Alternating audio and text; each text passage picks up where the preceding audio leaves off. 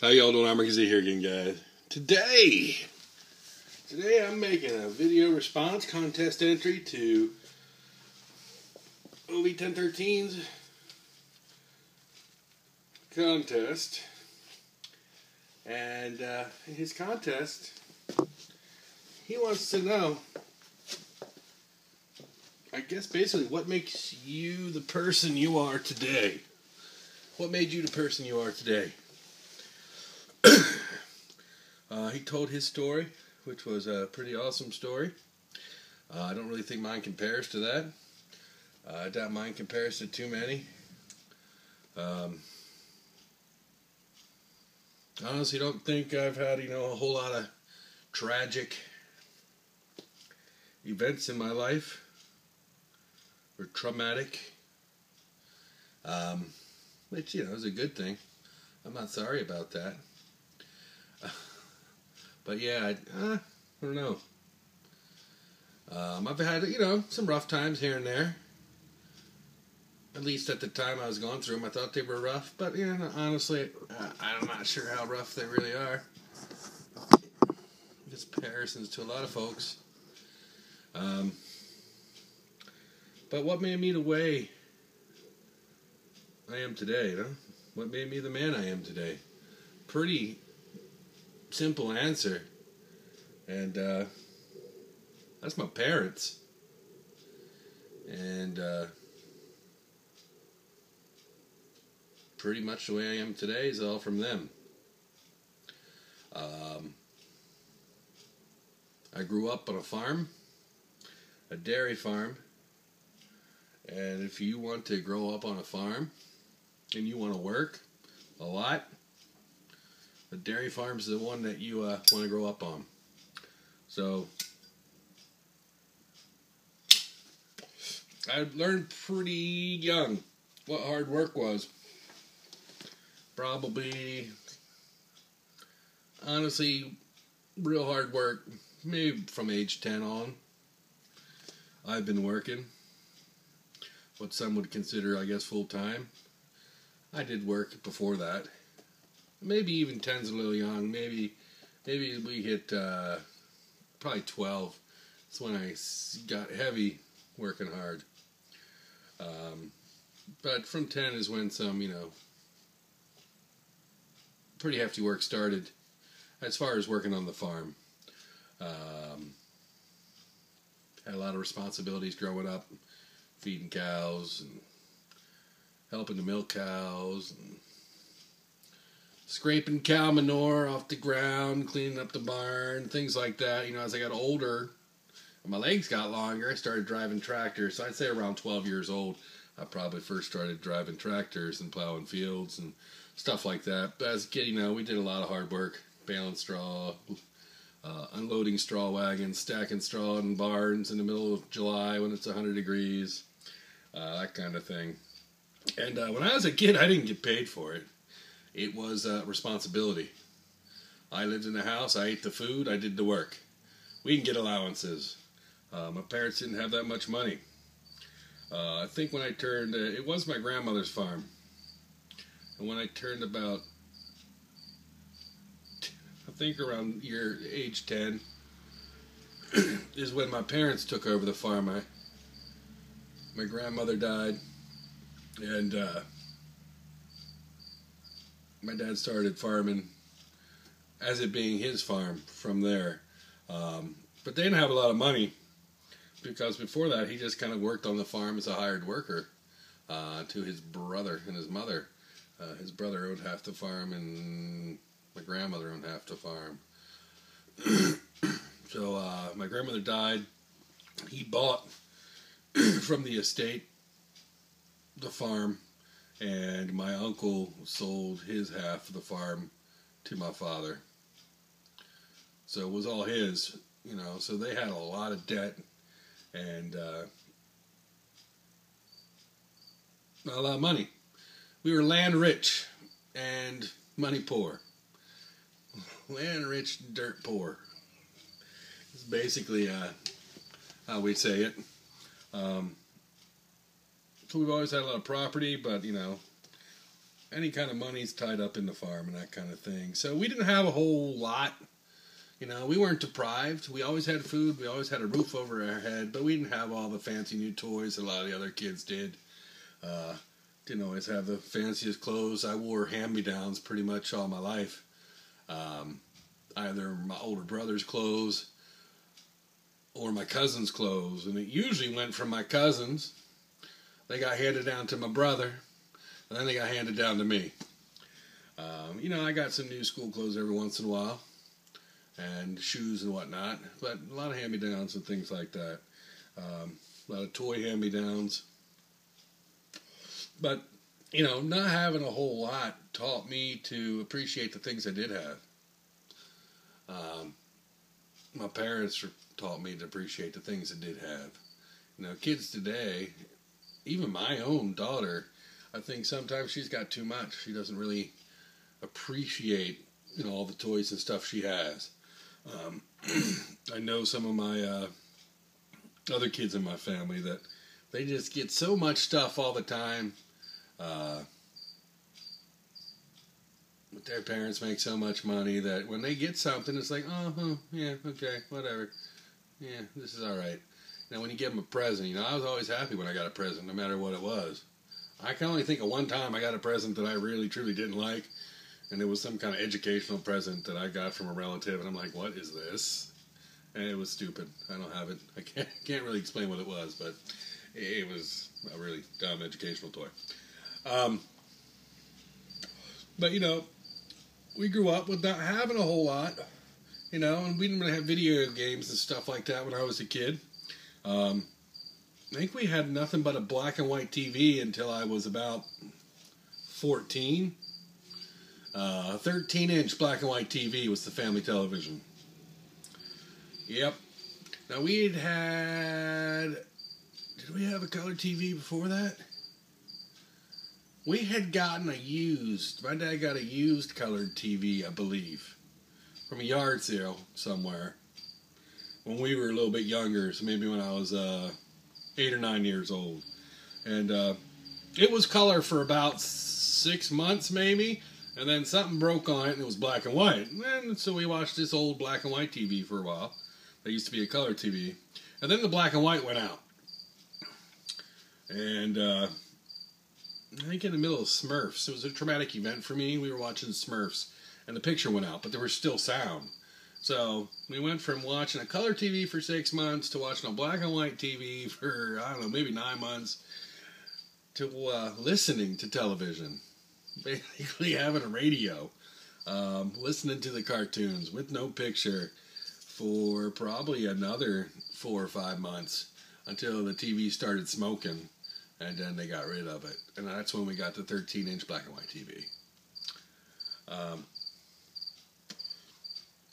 Other kids, you know, talking about video games and stuff they had.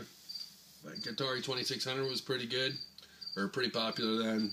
I think cable started coming out. I don't know when cable started coming out, but I always had kids talking about these cable shows. And I didn't know what the heck they were talking about because we got 3 channels with the bunny ears on top of our TV. And that was it. But, you know, we appreciated what we had. We were happy to have it, you know. When the television did finally go out, that first one, we didn't get a new TV right away, you know. We went outside and played in the yard. We didn't sit in front of a TV and in front of our video games all day, you know. We worked on the farm, and we played catch, you know, toss around the football. I think we had little John Deere tractors and Tonka toys back then. So we'd play with those and such, rode bicycles and, you know, normal kid stuff. Went hunting. Some people say, that's not normal kid stuff, hunting. You had kids had guns? Yeah, no, it is normal kid stuff. Going out hunting with our BB guns. Yeah. So it wasn't a terrible time. It was a pretty good time, you know. But I will say, yeah, we didn't have a whole lot. Back then, I didn't know it. I didn't know what other kids had. And I started learning, I think, probably around age 10. What other kids had. But I never felt deprived. I remember all the other kids talking about the Atari, and like, what's an Atari? You know, I went over to a kid's house and played the Atari. Wow, oh, I want one of these for Christmas. You know, I asked for an Atari for Christmas for, I don't know how long it was, several years. Probably from, I forget when they came out. But it was a couple years I asked for an Atari. But if you remember how long the Atari 2600 was out, and then when the Nintendo Family Entertainment System came out, well, when the Nintendo finally came out, that's the year I got an Atari. When they dropped from $100 and some down to, I think they were $40, that's the year. The year I didn't ask for an Atari, the year I asked for a Nintendo, it's the year I got the Atari. But you know what? I loved it. I still have it. It still works. I got the remodeled one, not the old wood-paneled one, but I had the sleek. It had some like aluminum on it, and it was black and silver. We played that thing forever. I never did get a Nintendo, but that's cool. Got a PlayStation now. PlayStation 3, yeah, so I'm doing good. Anywho, back to the story. So my parents taught us, you know, to appreciate what we had, to work hard, you know, a work ethic. I learned a work ethic really, really young. I worked, and I worked for the food on the table, you know, the food I was given. And the work I did on the farm weren't called chores, per se. It was just work, you know. You got to go down to the farm. I had chores around the house. Had to clean the room. You know, had to take out the trash, or actually we burned the trash back then. I had to burn the trash and vacuum and put away the dishes, things like that. I had to do the stuff all other kids did, plus the farm work. Of course, I didn't know that all the other kids in the world didn't live on a farm, and I was the only one doing this. I think I figured that out when I was about 14 years old, that I'm doing a lot more work than other kids are doing, but I'm not getting paid for it. So when I was about 14, then they started paying me for the work I was doing on the farm. Wasn't a whole lot, you know, a couple bucks an hour. But that started, you know, teaching me financial responsibility and whatnot.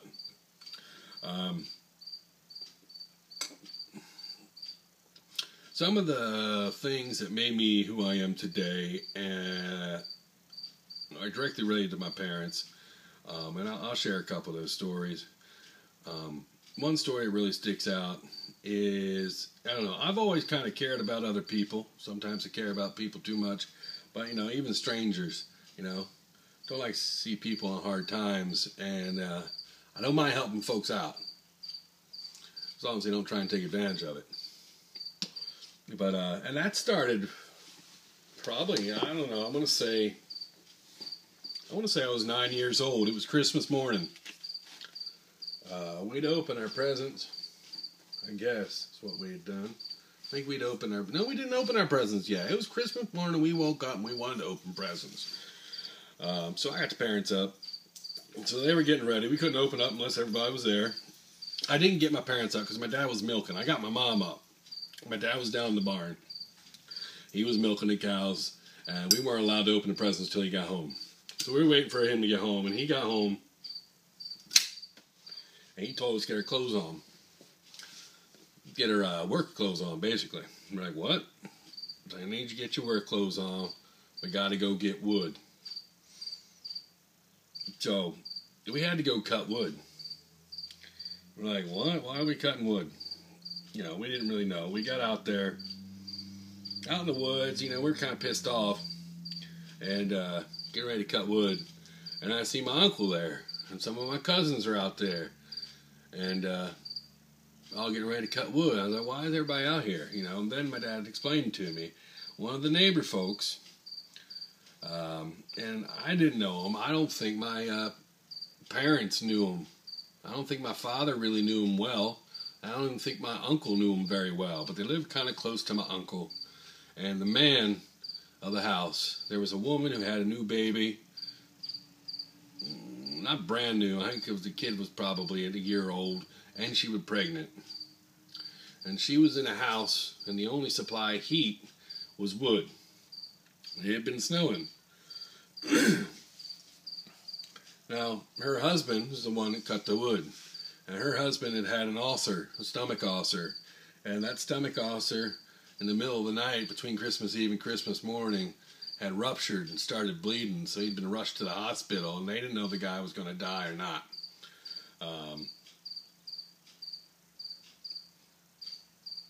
So he'd been rushed to surgery.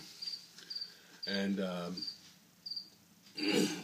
she had called my uncle to see whether or not she could buy wood from him, because they didn't have any wood, and the only way to heat their house was via the fireplace.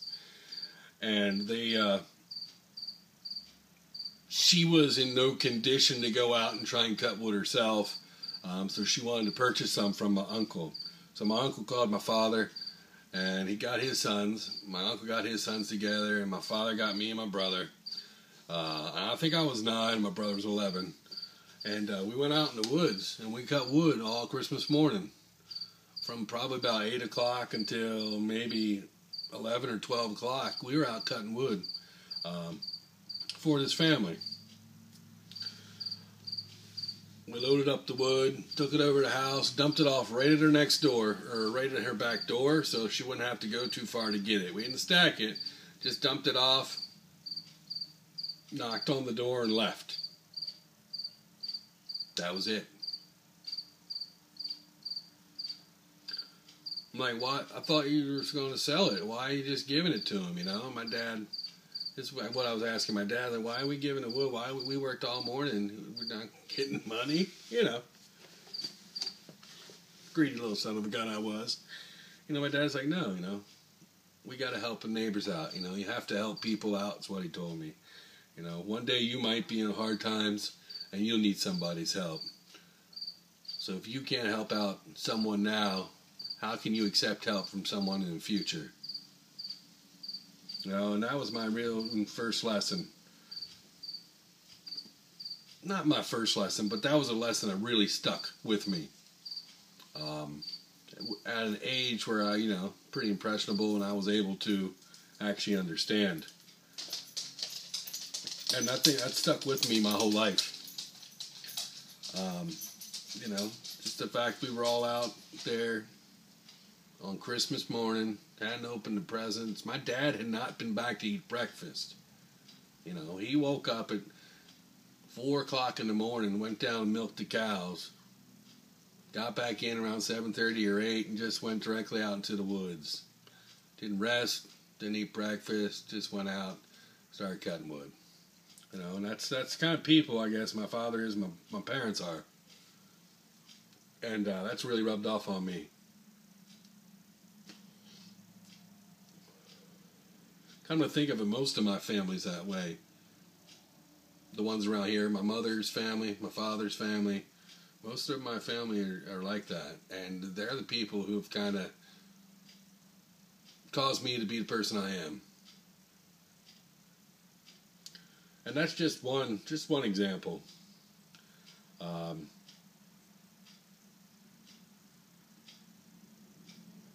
Of what my, you know, how my family has impacted me and made me the man I am today. I could probably tell you 100 other stories about that, but I see we're almost on 20 minutes, and I'm not sure if I can even upload this, because I'm doing it on my iPhone. But anyway, I'll tell you, I don't know, one other story, and just to kind of prove how it's kind of affected me, like how that one story, how that but how it once again reared its head in my own life by myself. It was in the winter. I was in college, and I don't know where I was going. Apparently wherever I was going wasn't too important, but I was just out driving. I think I might have been going over to my girlfriend's house at the time or something. But I was driving down the road, and I seen this woman, and she must have been 85 if she wasn't 90, out shoveling the snow off the sidewalk in town. And this wasn't my town. This was in the college town, which is... it was a pretty big town, pretty big road I was driving down. You know, lots of cars going down the road. I see this old woman outside struggling, shoveling her sidewalk. So, I drove past, And I just couldn't keep driving. I had to stop my car, turn around, and go back. Because this old woman's out there, and then, you know, she hardly looked healthy enough to walk down the sidewalk, much less to be out there shoveling snow. And I just couldn't believe that everybody's just driving by this woman out there shoveling, people walking by, walking around her as she's shoveling, and nobody offered to help her. So I turned around, the next road that I could, backed up, went back, parked my car, walked up to her and asked her if she'd like some help. And she had said, yes, please. So I started shoving her sidewalk out, and I shoved up to her door. But she's actually kind of funny, because she was 90, but she was feisty. She kept telling me I was doing something wrong, or you missed a spot there, you can get that over there. There's some ice there, you need to chip that ice off, somebody's going to fall down and get hurt. Things like that. She's a pretty demanding boss, because I didn't work for her. But I finished up, and she said she was going to go inside and get me some money. I was like, okay, whatever. So she walked inside, and I went out, got in my car, and drove away.